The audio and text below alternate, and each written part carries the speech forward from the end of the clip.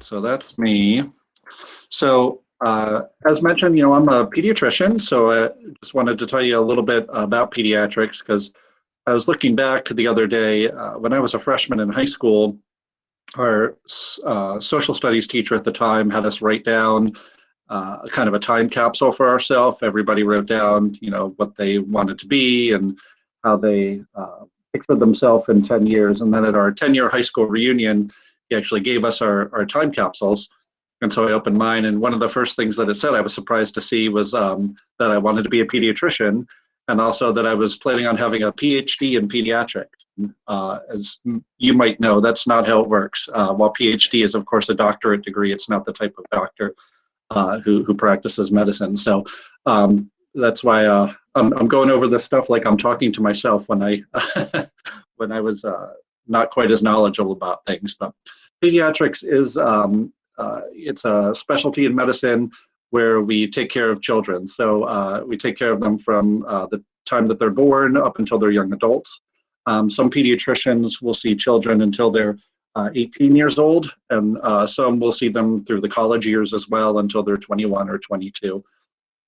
But our purpose is to kind of keep kids healthy, both physically, mentally, and also take care of their social health. So we do that. It kind of breaks down a lot into preventative health care, which is trying to prevent people from getting sick and keep them healthy, as well as treatment. So seeing kids, diagnosing them, treating them, both with these diseases that are acute and chronic.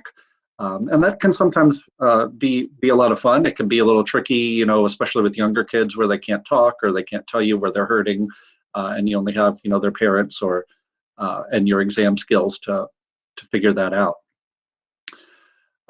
One of the other things, as a general pediatrician, you'll see in a second here, but I specialize in all areas of children from birth to 18, like I said. There are pediatric specialists, though, as well, cardiologists, gastroenterologists. There's about 15 of them where they specialize in one body system. So I'm the one who knows a little bit about all of those things, and then it's part of my job to be able to know my limits as well, and to say, here are the things that I see commonly and treat commonly, but if I find something that's more rare or more uncommon, or I'm just not able to figure out what's going on, to bring in one of those specialists. Many of them practice here in town at Nationwide Children's Hospital as consultants to kind of help me. But and some kids are very medically complex. They'll have a number of chronic diseases or issues or challenges, and while they may have several specialists and therapists, 4 or 5 or more, it's kind of my job to be the quarterback of that, to know what's going on with all of their specialists. And when parents have a concern, they can call me, and if I can't get them the answer, I can at least let them know where to go. But sometimes one specialist might not know what another one has done, or medicines that another one has prescribed, and so it's kind of my job to pay attention to all that and make sure that that all of them are working together as best they should. And then the final point on here is that participating in the community level. So that's something that we don't always think about necessarily, but I've been involved in letter writing campaigns to local politicians, and pushing for change at the state level, and sometimes even not personally me at the federal level, but some pediatricians that work at the federal level as well, and working with school systems, to try to bring healthcare to kids where they need it, when they need it. So that's pediatrics. To tell you a little bit about how I got here. So to become a pediatrician, it starts out with an undergraduate degree. Of course, that's usually about 4 years long. And that really can be in any field. But of course, you have to have, there are certain requirements to get into medical school. So those include things like, biology, chemistry, math classes through Calc 2, I believe, last I checked. So, but I was actually an economics major when I went to Johns Hopkins. So a lot of physicians choose to be, biology majors or chemistry majors or engineers, but certainly you don't have to be. You can do what interests you as long as you get those requirements out of the way.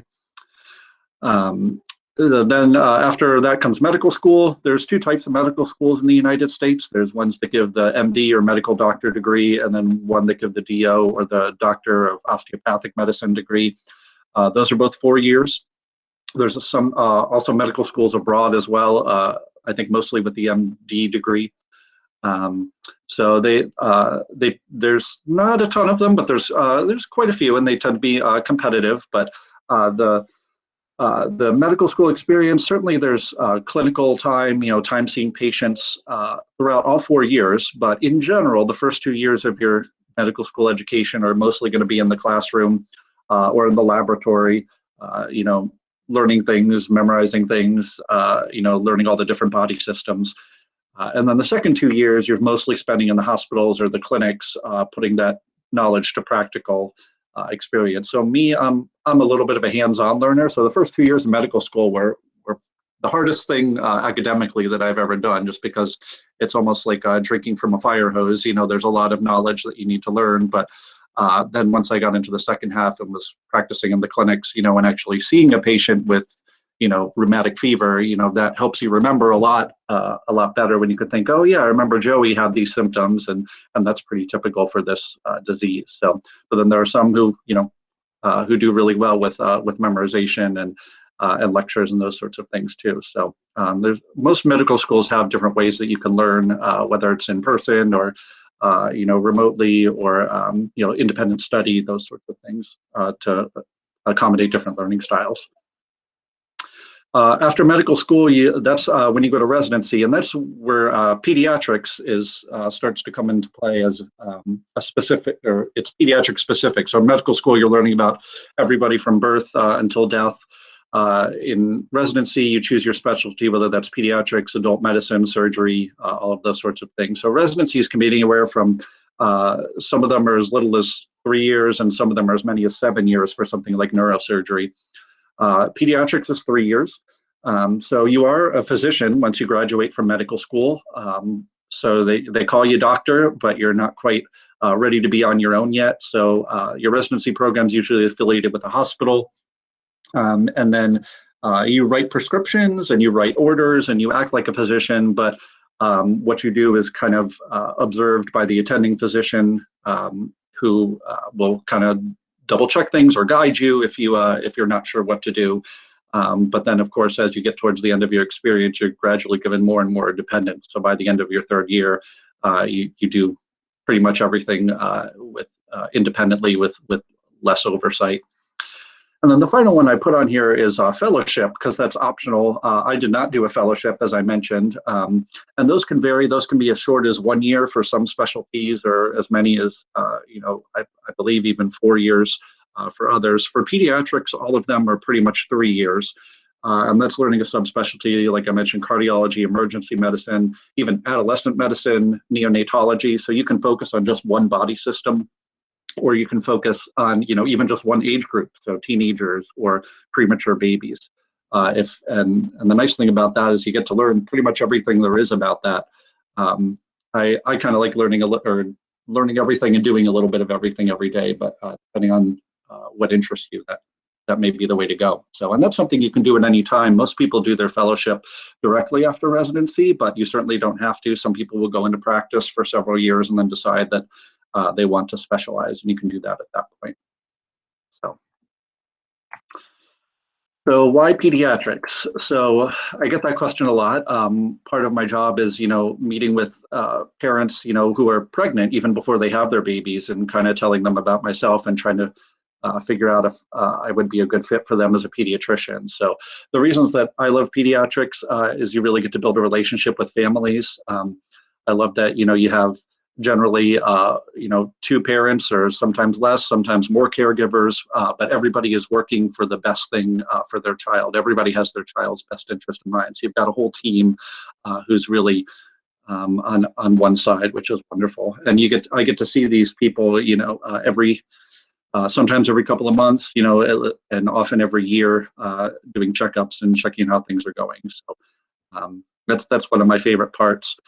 Pediatrics gives you something new every day. There's some things that are that I do the same. Sometimes some things I do every day are exactly the same. Like I often will see a child with a cold every day.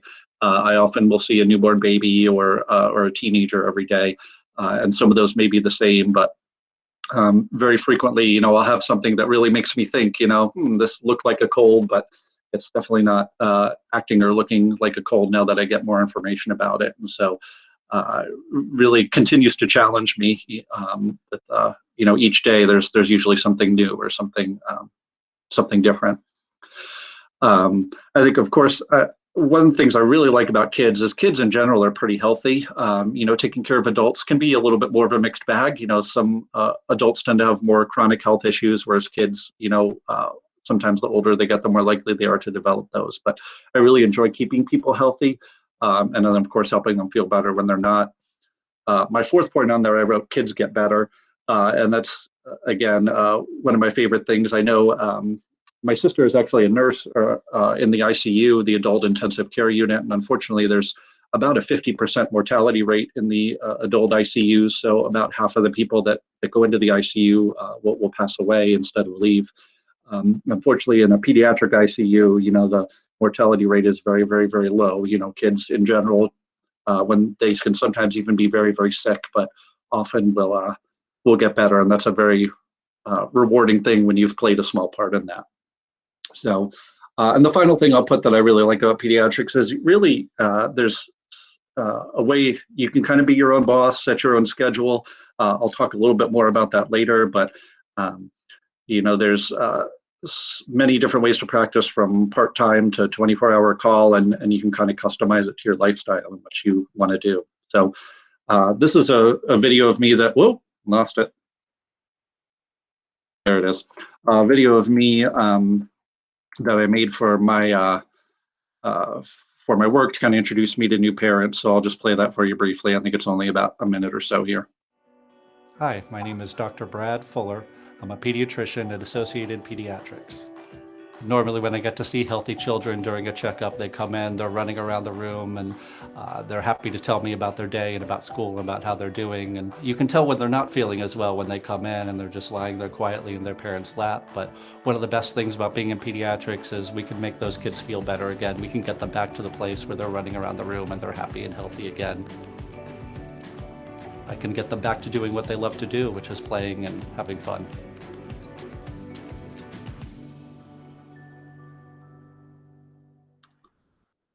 Right. So I feel like I've done a lot of talking. I can keep going, but any questions that have come up, or everybody still with me? We're good? Okay. All right. So as far as preparation, in high school, I think the biggest thing is just kind of, learning a little bit about what the career is. So if you have the opportunity to shadow, to volunteer, when I was in high school, I shadowed an emergency room physician for several shifts, and that was very eye-opening for me.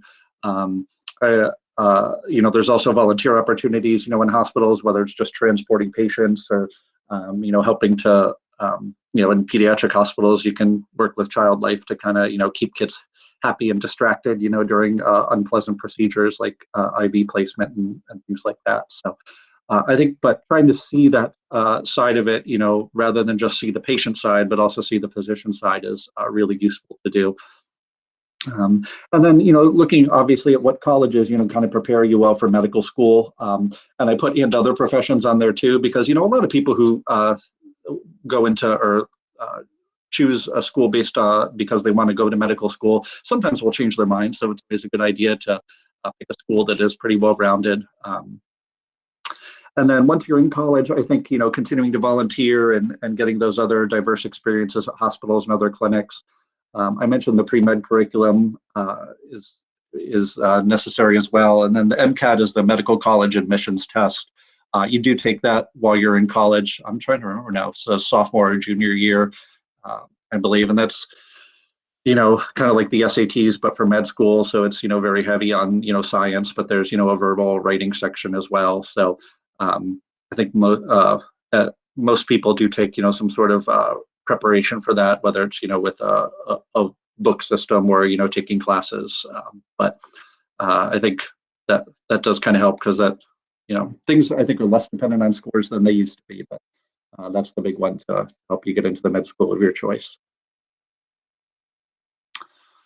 So as far as, getting the most out of high school, I think, like I said, the big thing is if you can try to experience the medical field in different ways, by volunteering, by shadowing.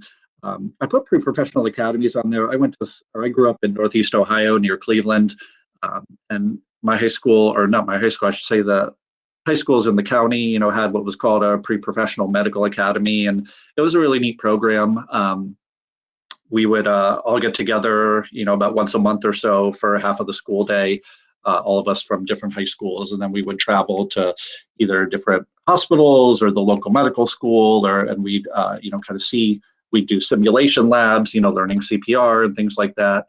But it was just a neat way to kind of be exposed to how the medical field works while still a high school student. So. I think, asking questions for people who are already doing what you want to do, and that's, can go for anything, of course, but, asking what's your lifestyle like, what do you love about your job? What do you dislike about your job? What are the, what's the demand for someone who's in your job? How did you get there? Those are, the more questions you ask, the more you can help try to figure out if this is right for you. The good thing is you have so much time to decide.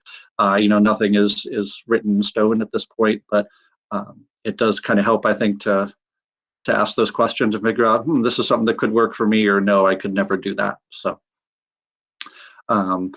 working hard, of course, good grades and all those are important, but having balance is also important, especially, colleges and medical schools, both want to see kids that are well-rounded. I know I'm not telling you guys anything that you don't already know, but, make sure that you continue to have activities and things that you enjoy, hobbies you enjoy, outside of the classroom. And then, of course, being open to possible changes. Like I said, some people think they're going to medical school and end up deciding, hey, I really like research, or I really like, a completely different field. So, and I think it's good to try those things. I know when I was in college, I spent one summer, working in a research lab, and it was not for me. It was interesting in some ways, and I learned a whole lot. But it was something where I said, this is not what I want to do. I want to be with patients, not kind of be with myself or just a couple other people working in the lab. So, but then there were very smart people in that lab who loved what they do. So that's why I say, try different things and keep your mind open to all the possibilities out there. So the roles and responsibilities of a pediatrician, and well, one of my main ones is to take a child, that looks like that and turn them into a child like that. Taking sick kids and trying to make them healthy. But on a more specific note, like I said, half of what I do is preventing disease. About half of the appointments that I see every day are checkups, and about half are ill visits. So as far as checkups, the main goal there is prevention. And again, one of the things I really like about pediatrics is I feel like we do a lot more of that than most other specialties. And that's because, with kids, there's so much time to help with prevention. Sometimes when people get older, it's harder to make changes, or sometimes things have already been done. So we have kind of a blank slate with us. But when I go through a checkup, the first thing I do is I answer any parent questions. A lot of parents will come in with, either their phone or a paper list of questions for me. So I'm happy to go through and answer those questions. I think pediatrics, a lot of it is teaching.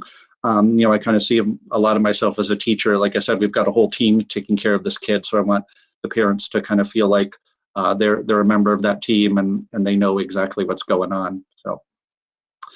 Discussing developmental milestones, especially for our younger patients, usually 6 and younger, just to make sure that they're doing all the things they're supposed to do. They're, sitting up at 6 months, they're crawling at 9 months, walking at 12 months, speaking in multiple word phrases at 2 years old. So we kind of talk about, their social milestones, their physical, gross motor milestones, fine motor milestones.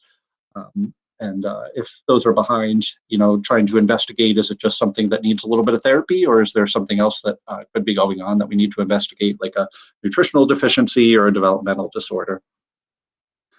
Of course, monitoring growth and nutrition. Most of you have probably seen yourself on the growth chart and asked how tall you're going to be when you grow up. So That's a big part of it as well, making sure that kids are not drinking Mountain Dew and eating Cheetos all day, because that's not going to help them grow. But that we get the calcium that we need, and the fruits and vegetables that we need to support good growth. Of course, we do a head-to-toe physical exam.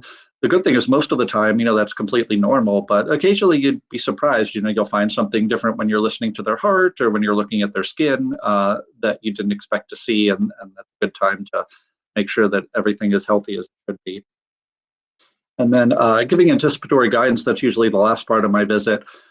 Kind of letting parents know what to expect before they're here next time, what kind of things they can do with their children to help, promote good growth, and what kind of things they should be looking for and calling me if they don't see those. And then finally, of course, administering vaccinations. That's a really important part of staying healthy as well. For a lot of people, that's their least favorite part, and it's one of mine too. I certainly don't enjoy causing a little bit of discomfort in my patients, but I do it knowing that it's by far one of the best ways to keep them healthy and a really important part of their health plan. And then the other half of what I do is treating disease, of course. So with that, if we have sick patients, we take a focused history. We examine the parts of their body that could be causing trouble. Sometimes that involves ordering lab work, so getting a blood draw, or ordering imaging like X-rays, or rarely CAT scans or MRIs if we need to, and then trying to figure out how to help them feel better. So sometimes that's medicines, sometimes it's therapies, sometimes it's just waiting. It's just waiting, a few days and saying, if things stay the same or get better, that's great. If things are getting worse or you're getting new symptoms, call me. And again, sometimes it's referring. It's saying, I've been looking at this rash for the past, couple of weeks, and I haven't been making it better, so it's time to see a dermatologist. And then the final thing, is answering calls after hours. Again, that's not something that happens a lot. It happens, I'm on call. I have 5 partners, so we each take call one day a week, and then every 5th weekend. So what that means is on those days that I'm on call, if patients or parents or patients call my office and there's nobody there during the day, it goes right to my cell phone, and I can kind of help them answer urgent questions like, is this something that can wait until the morning, or do I need to go straight to the emergency room or urgent care? Those sorts of things. So as far as STEM, of course, there's a lot of that in pediatrics or in medicine in general. As I mentioned, with science, there's biochemistry, cell biology, organic and organic chemistry. As far as technology, certainly many careers are like this, but medicine especially, you do need to be a lifelong learner. And that's part of what I love about medicine, is that it's always changing. There's always going to be new medications, new devices, new tests, new diseases. COVID-19, of course, is a brand new disease. I mean, it's frightening, but it's once we learn more about it, it's exciting to learn. Of course, engineering, the human body, we need biomedical engineering skills, electrical impulses of the heart, using the computer as the electronic medical record. There's a lot of different ways that physicians can impact that. I serve on my company's electronic medical record physician committee, and so we advise as to changes and ways to make that easier, and we also educate the other physicians how they can make their life a little easier by using the electronic medical record to its full extent. And then the final thing is math. And of course, as you can imagine, I use math every day, and I do algebra probably about 15 times a day. So I was just going to show you the most common example of that, and that's dosing medicines. So in pediatrics, as adults, most medications are dosed just at a flat rate. You are an adult, so you will take 200 milligrams of ibuprofen if you have a headache. With children, it's often based on their weight. Sometimes it's based on other things like their body surface area or their age, but weight is by far the most common. So I do a lot of math for dosing. So for example, I have a patient that weighs 22 pounds because we use the British unit system, but of course the rest of the world uses the metric system, and so does all of our dosing. So we have to convert pounds to kilos. So I take 22 and divide it by 2.2 to get 10 kilograms. And then I know that Tylenol is dosed at 15 milligrams per kilogram per dose. And so, of course, 15 times 10 gives me 150 milligrams per dose. And then, of course, I know that Tylenol liquid comes in 160 milligrams per 5 milliliters. So I have to use, I believe the factor label method. I might be wrong on that, but some multiplication and division there to calculate, 4.7 milliliters per dose, because that's always the question before the parent leaves, especially after shots, is how much Tylenol can I give my kid? So that's the math that I do every day, 20 times a day. So I'll pause before I go on to time. Any questions so far? Are we good so far? Good. I had a quick question. Yep. So I was wondering if it was always medicine for you, or if you ever were between medicine or some other career, and Yeah. and if so, what made you choose medicine ultimately? Yeah, ever since I was little, I've always been thinking medicine. I think it was one of those things. First, I was kind of told that. They told me, hey, you're good at science and you're good at math, so you should be a doctor. And I said, oh, okay, that makes sense. And then, so it was something I kind of explored. And as I got more into it and seeing it, I was like, yeah, this is what I want to do. The biggest moment for me, I think, was, when I got to medical school, and that third year I mentioned, you do a lot of different rotations. You do, a month in family medicine and a month in surgery and a month in obstetrics and gynecology and so on. And I did my month of family medicine, and I'd come home grumpy a lot because I'd see a lot of the same things like high cholesterol and high blood pressure and diabetes and things like that.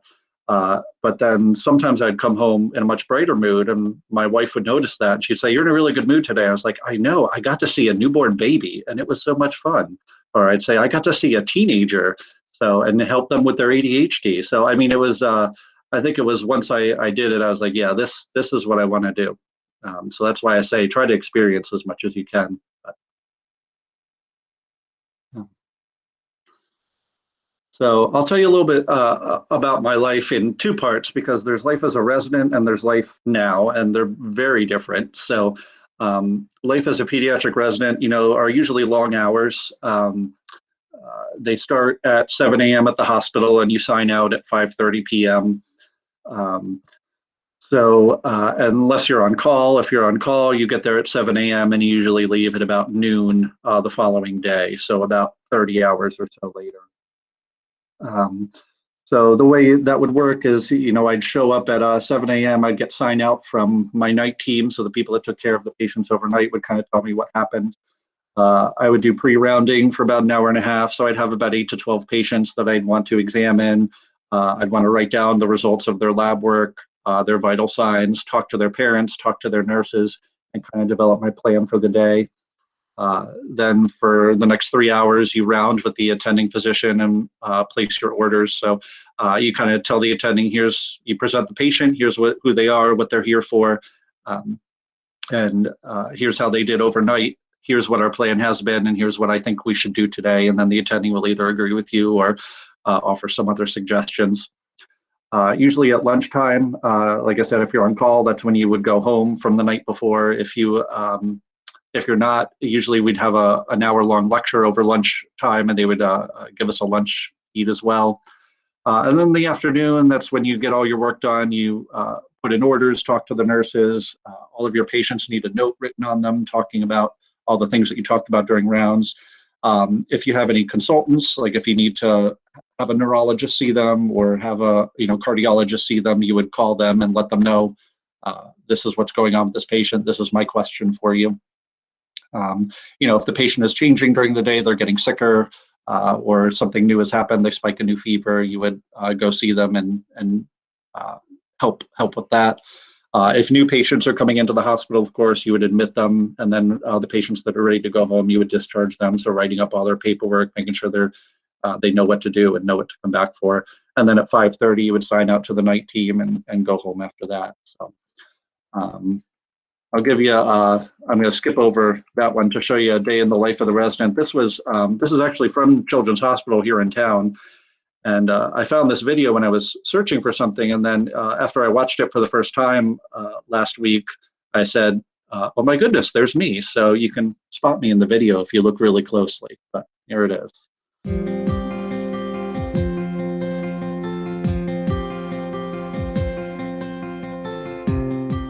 When we arrive in the morning around 7, we start out by getting sign out from the team that was on overnight. We kind of go through the computer and look at all the vital signs and see all the different things that happen with our patients overnight. We get together with the attending, and sometimes there's a fellow there depending on what service you're on, and all the medical students, the intern, the senior resident, and then we do family-centered rounds here, which means we walk around and stop at every patient's room, talk to the parents, make sure they can listen if they want to, making sure that they're informed and actually present when we're discussing their child, which makes them feel like they're actually a part of the team that's helping make decisions as far as what's best for their child.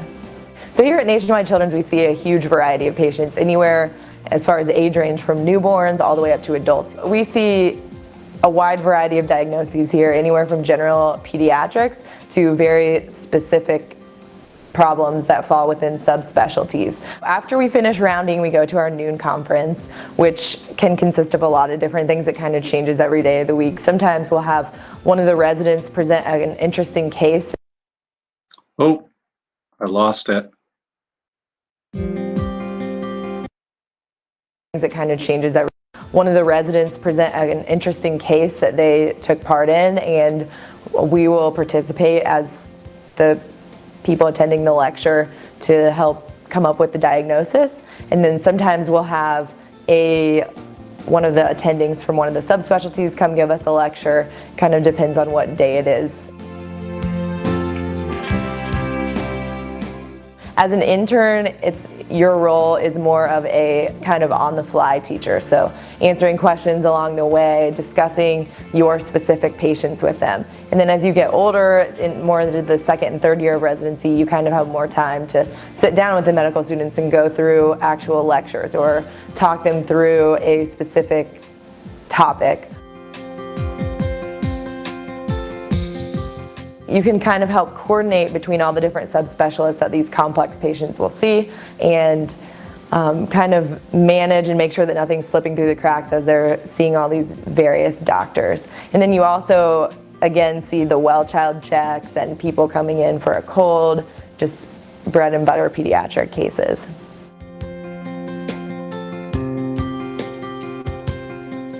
So I think the people here in this program at Nationwide Children's really made the difference for me. They set up a culture of learning and not being afraid to ask the questions that you have. If you feel like everybody around you is there to support you and truly help you learn, then it's easy to get what you need out of the residency as far as education, as far as emotional and social support.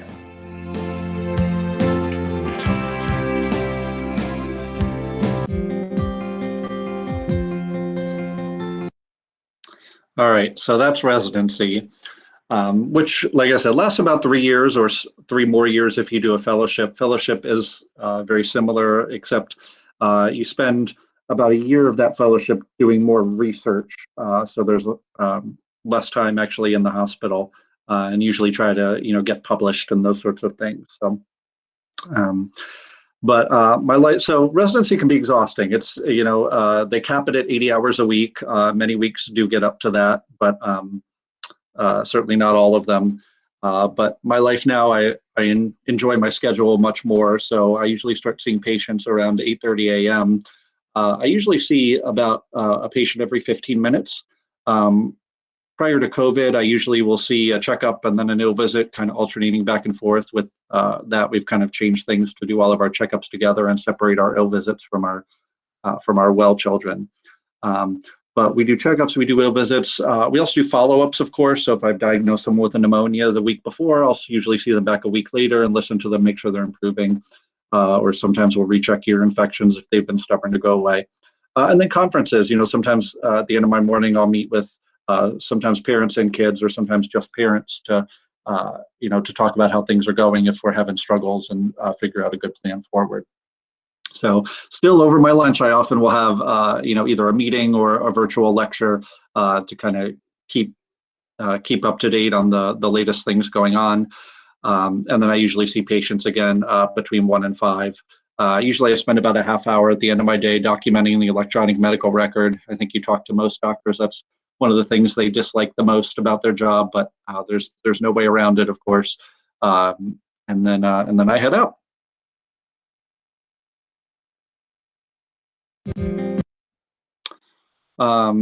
So procedures, I just wanted to mention this, some of the things that we do in the office. Stitches is one. Earwax removal is a big one. Wart treatment, incision and drainage of abscesses. I wasn't sure what the stomach of this group was, so I didn't grab a video of that one. But those are, infections where they need to be opened up and the infection removed. And then I do a decent amount of foreign body removal as well. So sometimes that's just things under the skin, like an earring that gets where the back of the earring gets stuck inside the earlobe. Sometimes that's little kids who like to put beads in their nose or in their ears. And it's my job to kind of get those out. I was going to show you a video of some stitches here, which... Dr. Paul here. We've got... Hello. What happened to your chin? Do you want to lay down maybe? Would that be okay? You have the best smile in the whole wide world. Okay, so look up at the ceiling. Good job. All right, so we have, you can see that's one of the things with little cuts like this is I like to see if I can bring them together. And so you see how that one comes together real nice. If we let go, it's got a nice little kind of wide opening. Or we bring it together and look at that. So that's the kind of a cut that if we don't bring it together, we're going to end up with a little scar that we're not going to be happy with. And we're going to use a little bit of lidocaine with epi to numb it up. This is a 30 gauge half-inch needle. Maybe somebody hold his hands. Perfect. And hold real still. And if we go really, really slow, it usually doesn't hurt. You're doing great. All right, you're doing great. Good job. That's great. So far, okay? Don't nod. He's doing amazing. So sometimes when you go really, really slow, you can do the lidocaine without causing pain. If you go fast, you can bring the light a little lower. There you go. If you go fast, the tissue expansion actually hurts. So you start to see, by going in through the wound itself, you can numb up the tissue without causing pain from the needle poking through the epidermis. So you're doing really good there.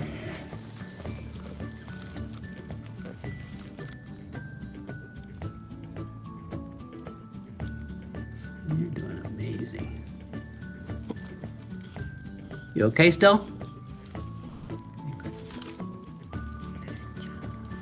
He's doing great. You're doing amazing. That was the hard part. All right, let's see. I'm gonna get one last little numbing right there. Because this is lidocaine with epi. Okay, you felt that, sorry. So you can now see a blanching.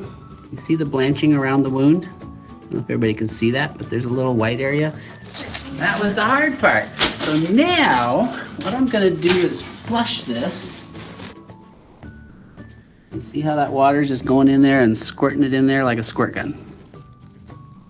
That should have it nice and clean, don't touch. You okay? You okay? You're doing great. You're not even gonna feel this. It is so tiny. So tiny that I can't even grab it. There it is. Bloop, come back here. It's trying to get away. There we go. There we go. So we click that on there. There we go. Get this baby over closer. This won't hurt. So we're going to take this wound and divide it in half.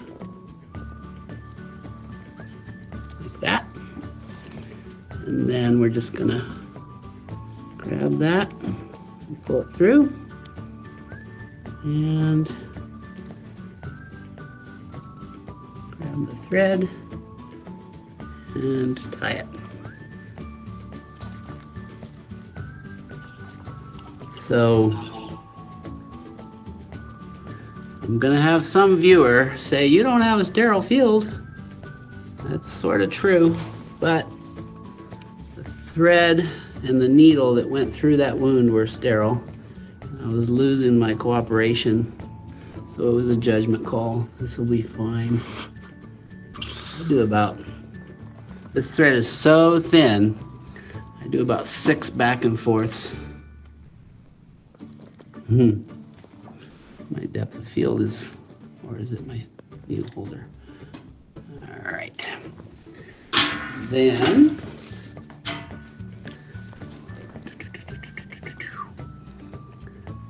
I'm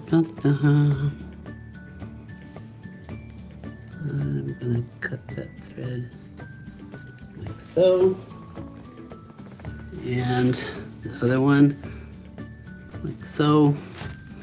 Look at that, it's already much better. And then we're gonna do one on each. So that's our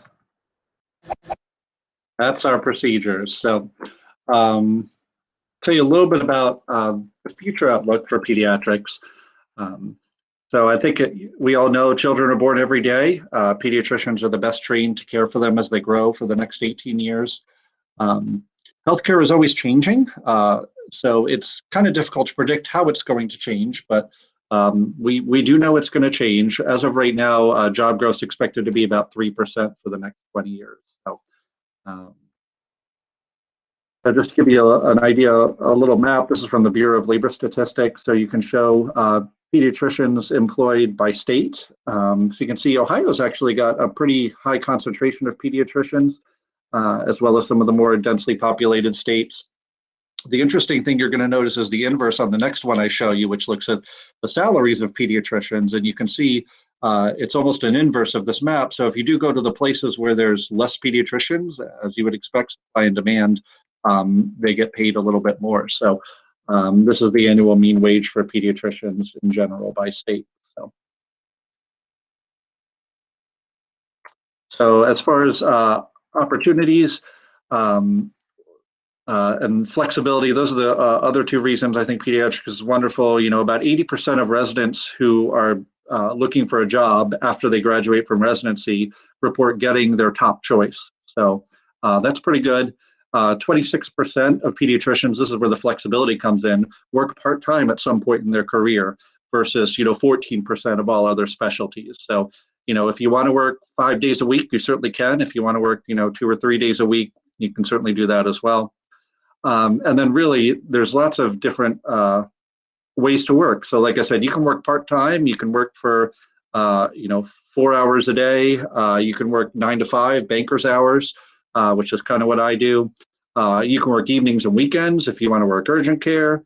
You can be a hospitalist. Some of them work for 24 hours a day for 7 straight days, and then they're off. I put 1 week off, but often they're off for 2 weeks. So it's 1 week on and 2 weeks off.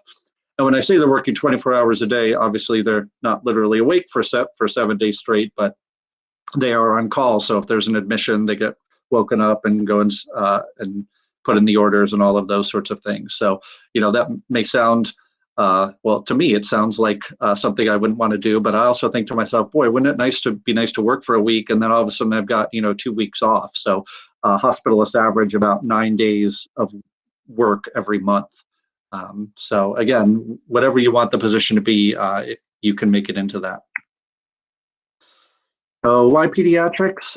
Again, 96% of pediatric residents say if they had to do it all over again, they would do it the same way. They would still be a pediatrician. So again, it's a very satisfying job, one that has a much less burnout than other professions. Higher job satisfaction. There's a really nice balance. General pediatricians in general are more satisfied with their relationship between patients and their own personal time. So there's a really nice work-life balance potential there. And pediatricians are more likely than other specialties to recommend their specialty to other students who are seeking career advice. So again, that's me doing that to you here. So finally, I'm just about done here. 48% of healthcare markets don't have a pediatrician. So there's that opportunity there too. 290,000 children live in a market without a pediatrician or a family medicine physician. And 20% of our population lives in a rural area, while only 10% of physicians live there. So again, that kind of goes to that map earlier. While you can work anywhere, there's definitely a lot of job security and job availability out in more rural areas. So this is one of my favorite Calvin and Hobbes comics. I know that predates our group a little bit, but this is two kids playing pretend doctor. And my favorite line in this is about in that middle panel there, where she says she has foot pain, and he immediately diagnoses her as psychosomatic, which of course is means it's all in your head. And he says, "You need a lobotomy, I'll get a saw," which, a lobotomy is a procedure that's not really done anymore, very rarely, but that's where the brain is actually divided in half to sever the connections between the right and the left brain. So that's what happens, I guess, when 6 and 7-year-olds play doctor. But so that I've done a lot of talking. There's time for questions if you have any, but yeah, be happy to clarify anything else.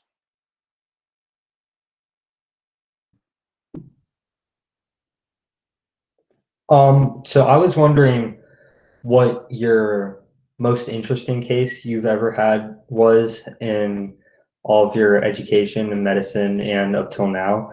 And if you feel comfortable with sharing your most emotional case. Most interesting case. I've had a lot of interesting cases, as you can imagine. I think one of the most satisfying was I saw a teenage patient who had been to the emergency room twice and had been to the urgent care once and had seen another doctor as well. So she'd had 4 times of care. She'd had a CAT scan done in the emergency room. She'd had a lot of blood work. So some pretty thorough in-depth diagnostic testing. And she was still having belly pain, and it was not getting better. And so this is something, I was seeing her for the first time, so I figured if I couldn't do it, she was going to need to see a specialist. But after talking with her and seeing a very specific exam sign where whenever she would breathe in, her belly would hurt quite a bit, I was able to diagnose her with a liver infection and prescribe her antibiotics. And I said, I think this is going to work. There's no specific test for it. If it doesn't, call me back later this week. We'll get you in with the specialist. And it worked, and she got better. So stuff like that is just really satisfying, and it shows you why, medicine is definitely an art. It's those more rare things sometimes can be harder to track down, but it's extraordinarily satisfying when you do it. Yeah, my most emotional cases, there have been quite a bit of those. Probably, a couple. One that comes to mind was, certainly I've had several cancer patients throughout the years, and those are probably them. But the one specifically was, a boy who came in with, dizziness and walking into walls. I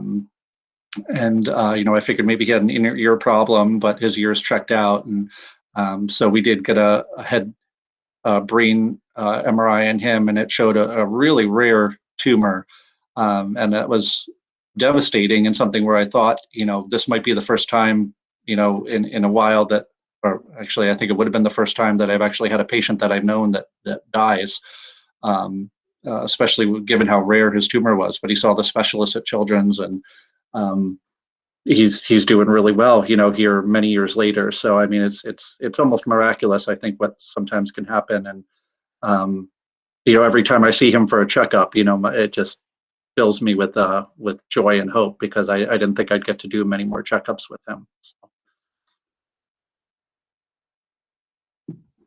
Another thing I was wondering is, medical school is obviously a lot of time commitment, a lot of years, and a lot of debt because of a lot of money. So how long do you think it takes on average to pay off all of the debt from undergrad, medical school, and all that type of stuff? Yeah, it's a very large financial commitment. I was fortunate in that I got a decent number of scholarships for my undergraduate degree, and I didn't graduate with a ton of undergraduate debt. I think I had about $15,000 or so when I graduated, which is a good amount, but certainly not unmanageable.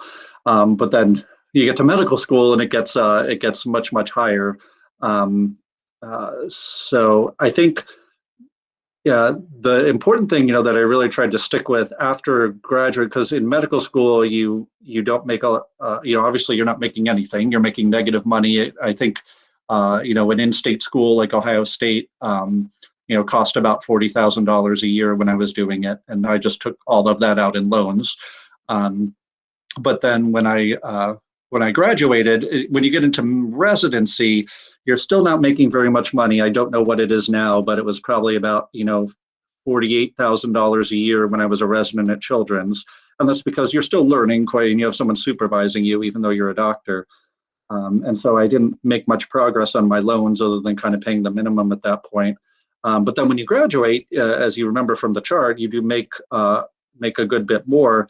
But what I continued to do was kind of live like I was still a resident. I didn't buy an expensive car or go on fancy vacations or buy a huge house or anything like that. So and if you do that for several years, I think it was probably about, I'm trying to remember now, but it was probably about 4 or 5 years into my career that I had paid off all of my student loans. So it's a big financial commitment, no doubt.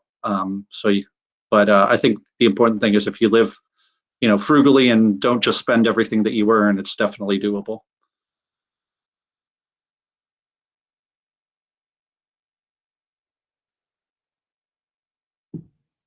Another thing. So, would the school you go to for undergrad really affect you on your future for medical school and future jobs and types of things like that? Yeah, it's a good question. I don't think that your undergraduate degree affects your final career employment as much. No, it certainly affects your ability to get into medical school, which I think affects your ability. It's kind of a domino effect. But I have many friends who went to less expensive schools than I did, went to state schools, or some who started in community college and then went to other schools. So I think if you excel in undergrad and can get into medical school, that's the real benefit there. So I certainly, yeah, I think it's good to try to find a school that meets your needs, but at the same time, your career path is definitely not limited completely, or not limited very much by where you go to undergrad, as long as you work hard and get those and get into medical school.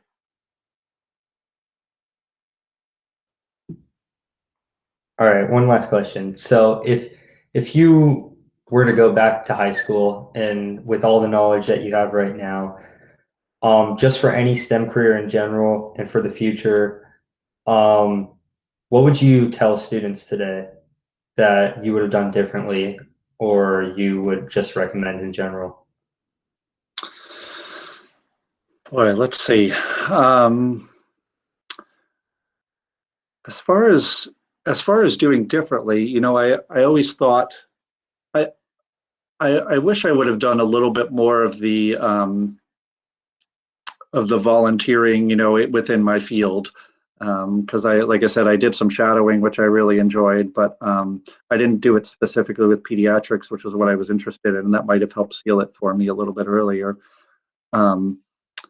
But like I said, I think the important thing is that I would tell myself is make sure that you enjoy the journey, because it's a very long journey to becoming a doctor, and I have to remind myself sometimes of that. When I was studying for medical school late at night, taking a difficult test the next day, or when I was working an 80-hour shift in residency. I mean, sometimes they're just like, boy, can I just get through this day? And we all have days like that, but you don't want to live your life like that, of course. You want to, take time to do the things you enjoy, be with the people that you love and enjoy, because the otherwise you're going to be 35 years old and you're going to be like, where did the rest of it go? So definitely enjoy the trip, because while there's going to be hard parts, most of it's very worth it.